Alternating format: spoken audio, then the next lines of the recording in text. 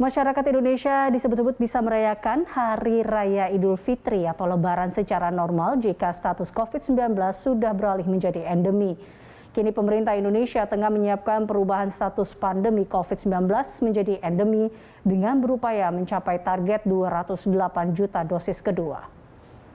Juru bicara Kementerian Kesehatan Siti Nadia Tarmizi mengatakan vaksinasi akan menjadi game changer dalam perubahan status pandemi menjadi endemi. Untuk itu, pemerintah akan melakukan percepatan vaksinasi dosis kedua, termasuk vaksinasi kepada anak-anak dan remaja. Selain itu, pemerintah juga akan fokus memproteksi kelompok rentan, yaitu kelompok lanjut usia, serta para penderita komorbid.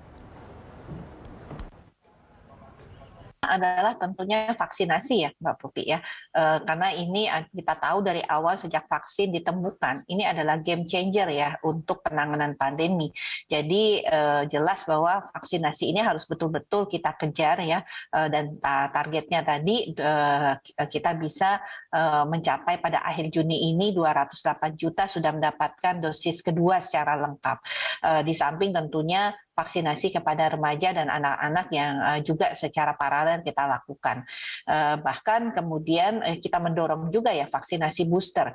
Kalau saat ini kita ketahui baru sekitar 10 juta masyarakat yang mendapatkan vaksinasi booster. Nah, sehingga ini juga perlu kita lakukan percepatan ya agar segera vaksinasi booster ini diakses oleh masyarakat.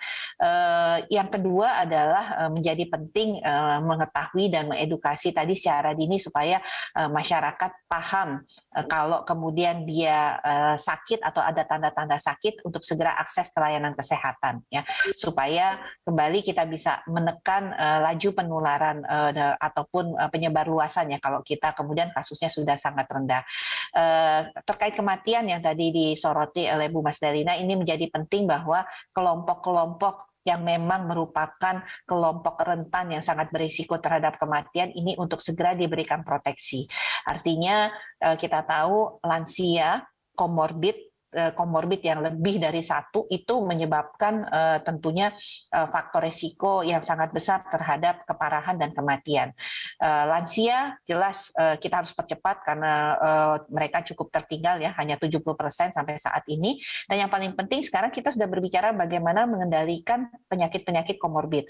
Jadi pengendalian penyakit-penyakit tidak menular seperti diabetes, hipertensi, penyakit kardiovaskular, obesitas, kemudian kolesterol itu harus menjadi bagian edukasi, dan gaya hidup yang sehat itu harus diterapkan ya, karena ke depan kita akan hidup berdamai dengan Omikron. Tentunya resiko-resiko kelompok rentan ini harus ditangani dengan baik, dan kita tahu ini sebenarnya perbaikan kualitas hidup